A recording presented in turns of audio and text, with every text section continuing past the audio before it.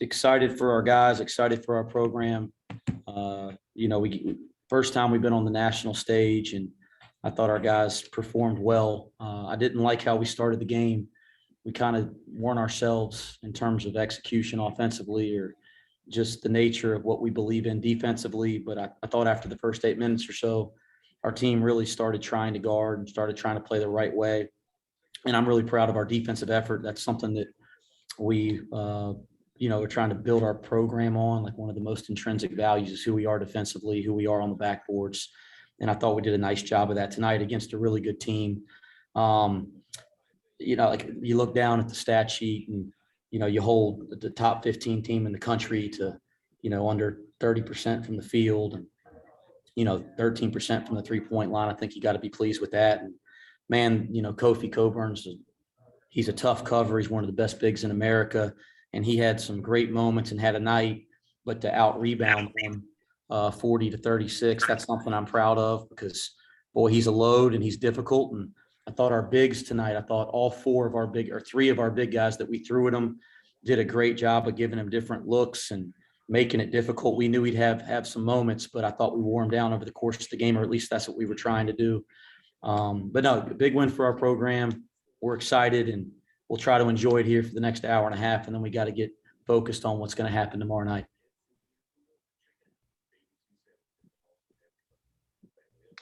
All right, we'll open it up to questions. First up, we got Justin Williams. Coach, after that under 12 timeout in the first half, the defense seemed to ratchet up, but you also seemed to maybe switch up the coverage on Kofi and start doubling. Was that a change of plan? It wasn't really a change of plan, Justin. I think, we did adjust our basic principles of how we guard the post for this game. I just don't know if we executed that early in the game. We didn't want him to get deep catches. We didn't want to give him catches with angles, and we wanted to help more from the perimeter, because you look down, he had 5 assists last year. So you wanted to help more from the perimeter with your digs and things of that nature. But, I thought, Dual, Odie, and Hayden just did an incredible job of making it difficult and making it miserable. I mean, you look down, 7 for 13, 18 points. I mean, 5, he still has a great night. But I thought we made it more difficult after those first couple minutes. And then I thought our guards did a nice job of coming in and just trying to get their hands on balls. And, our hands were active there. I don't know about the first 8 minutes, but the next 32, our hands were pretty active. And I thought that had something to do with it around the basket as well. Next up, Jay Sam. Coach, I just was going to ask what was said in that timeout, because it just seemed like as a team that had more swagger, just, they got more, the defense really ratcheted up. What was the message, or what did you say during that timeout about 8 minutes in that 12-minute timeout? We talked a lot about the under 4 and the under 16 and the under 12. We talked a lot about just being ourselves. I didn't almost recognize that team the first 4 to 8 minutes of the game. In terms of who, we weren't playing our defensive principles. We weren't alert. We weren't executing offensively. And, listen, hey, sometimes you're going to get your butt kicked. That's part of college basketball. And I'm okay with getting my butt kicked. That's part of it. I don't like it, but it's part of it. But if we're going to get our butt kicked, let's do it playing our way. And I thought our guys really adjusted and started playing the way that we practice every day, and the way that we played for the most part in our first 4 games of the year. And then it was neat to see some positive results come from that. I think that's good this time in the year, to get some results when they do it right. Next up, Keith Jenkins. Keith, you're on mute. Sorry, Wes, you said that you want the depth to be a strength of this team. As long as everyone buys in, that can be the case. Mike Saunders off the bench, because it's a huge game. Ado gets in the foul trouble early, and the depth off the bench helps you guys inside. Can you talk about how that depth tonight really was an impact? It really was, Keith. And it's something we have to continue to embrace. And it's not easy. I mean, we got guys that could play 25, 30 minutes at a lot of other programs, and they're going to have to sacrifice some of that this year for our team to have more success. And if we all continue to buy into that, we can have a lot of fun, and everybody can gain from it, but it's going to be difficult at times. I thought our group really bought into that tonight. I thought the ability to play 5 guys in the front court was really important in tonight's game. I thought the ability, to play multiple point guards, one in, one out, or together. I mean, I like playing Mike and Micah together. I listen, we're going to need to play into our bench. I'd like to play even deeper into it. I didn't get Jared in tonight till the very end, and I think he'll be in our rotation this year. So I think the depth has to be a strength of this team, and it certainly helped us, especially as we got into the second half tonight. Brandon, you're up next. Wes, a lot of us that have watched Cincinnati basketball over the years have always seen the identity be, tough, gritty, scrappy. It seemed like that was tonight. Is that what you want this team's identity to be? Just that Cincinnati brand of basketball that's been for years? Yeah, I do. That's one of the reasons that I was excited to accept the job and be the head coach at Cincinnati, because I thought the things that I really believe in and the way that I want to coach the game as a head coach aligns directly with the way that Cincinnati basketball has been for a long, long time, over generations. So I felt like it was a good fit, and we haven't arrived, guys. I listened. That was a good night, excited. We haven't arrived or crossed some finish line, but I do want us to be a team that plays defense first, that rebounds first, that does the little tough things every night, game in and game out. And we took a step forward in that direction tonight. Justin, did you have another question? Yeah. Wes, you went to Mike pretty quick off the bench. I realize we always talk about his speed, but did you get the sense that maybe Illinois wasn't fully prepared for how fast he was? I don't know if I'm prepared for how fast his ball speed, and I've said it since the first week I coached him. You notice it on tape when I was looking into the job, but like in person, I played with Ty Lawson for a year in college, and it's the only person Mike's the only person I've ever been around that makes me feel like he has a similar speed with the ball to Ty Lawson. I'm not doing the compare thing. That was a long time ago, but it's the first person I've been around since I played where I went, man, it reminds me of Ty. So his ball speed's so significant. Mike's really embraced making a sacrifice. We have 2 starting point guards. Mike and Mike are both deserving to start. And so he's going to check in the game early, Justin, just because we view him as like our 6th starter.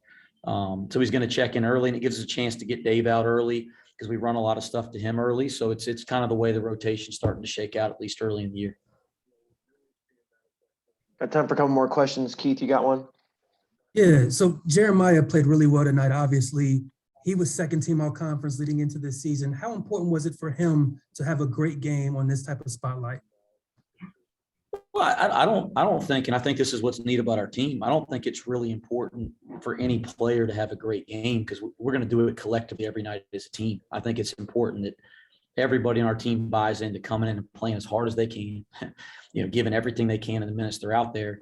And we have such depth and talent, like guys are going to have nights. But make no mistake about it. Jeremiah is a special offensive player. He has special talent. We're going to run stuff to him. We're going to feature him. And so he's going to have a lot of successful nights, and it's neat to see him kind of rise to the occasion on the big stage. And last question here from Caleb No. Coach, 10 minutes into the game, you're down 15. Would you have been surprised at that moment if somebody said you were going to outscore them by 35 from that point forward? Sure.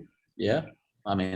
Certainly when you start that poorly and they're in really good rhythm and you're having trouble defending them, you're having trouble executing to get quality shots.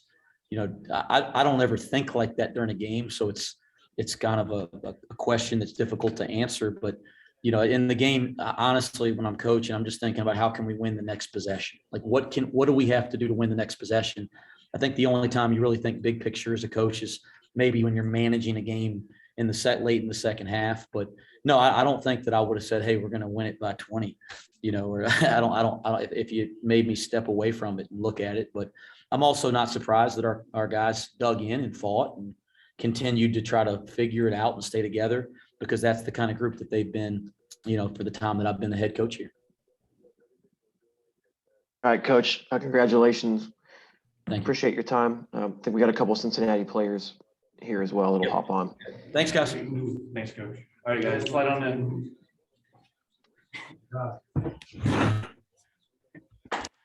All right, Got Jeremiah Davenport in the black, Mikey Saunders on the right, in the white.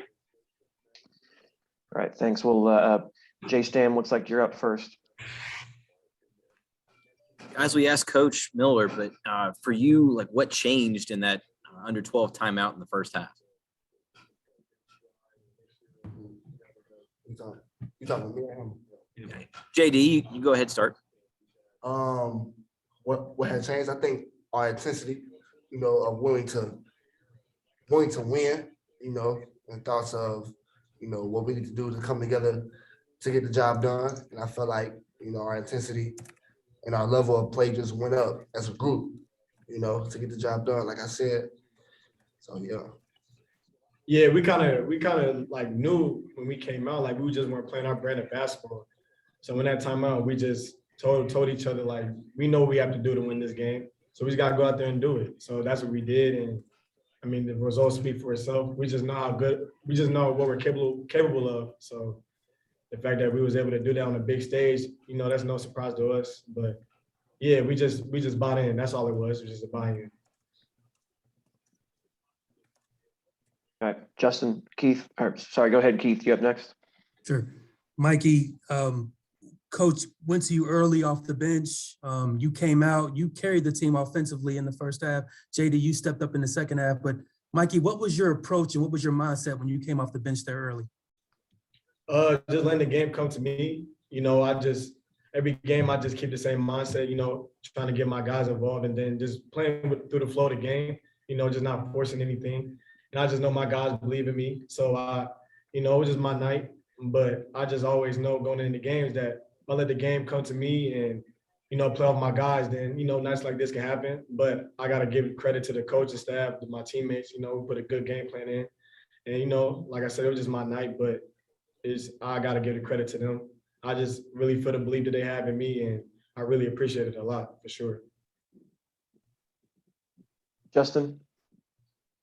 Mikey, did you get a sense that they weren't maybe fully prepared for your speed and you might be able to use that to your advantage, especially in transition?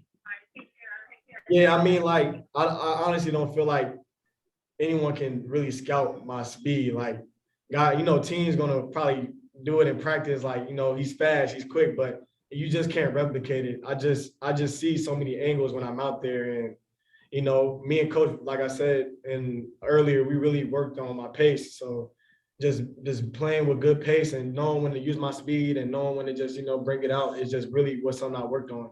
So, yeah, I don't think any team can really be prepared for it at all. So. And we'll take one more, Keith. Keith, and then Caleb will take two more. You're on mute, Keith. I keep getting muted. This was a big win for you guys. I know it's early, but to play this well against a top 15 opponent, how much does this show your growth and your unity as a group? Whoever. It shows what we are and what we can do, as a whole group. We know what we're capable of, so we just got to go out every night or every day and just execute what we can do, at the highest level. You guys saw tonight, the first half started out slow, but, we picked ourselves up second half, late first half. So, yeah. Yeah, we just know what, like I said, what we're capable of. Like when we're so deep as a team, like our depth is really a positive of our team. We just throw in so many guys and like we just go hard for however minutes we play, and then we come right out and we know we're gonna come right back in and just do the same thing over and over. And we can tell, we feel when the other team gets tired. And that's something that coach really talked about with us before the season was like, if we keep playing hard for 40 minutes, they're gonna tap out. And that's what happened today. Like when we play with that intensity, teams are gonna tap out because just the amount of people we can play. Like we have so many starting caliber guys on our team. It's hard to really prepare for that. So we really bought into our depth for sure. All right, and then one more from Caleb. Hey guys, we talked to you about a few minutes ago about that timeout, about 8 minutes into the game. We asked you what changed. JD, I think you said your intensity. You were down by double digits at the time, but do you remember something specific that was said by, a player or a coach, or was there anything said that maybe changed your mindset? Okay, you guys ready? Settled you Since you're down? done. What you said then, sir? Sorry about that, Caleb. Can you repeat your question? No, you're good. You're good. Yeah, we asked you about that timeout 8 minutes into the game or so, and you talked about what changed or whatever, but was there something said that maybe settled you down or made you more comfortable at that point in the game that you can remember? I mean, yeah, definitely. What are we doing? That timeout, it was like, come on, y'all, like, Yeah. we know we are what we can do, and we just all tapped into a level where we all know what we can do, so yeah, that was pretty much it. That timeout, we all regrouped. It was like, y'all take a deep breath. We know how we play. Let's go out and just do us and dominate. Yeah, And next that's what we play. did. Yeah, that's what coach always reiterated is next play. Who cares what happened before? We got to stay in the present. So we didn't even look at the score. We knew it was down, but we never really felt it. We just stayed connected. Just like coach says, next play. And that's really what we kept saying in that huddle, was just next play. And that's what happened. All right. Thanks, guys. Appreciate it. All right, thank you. No problem.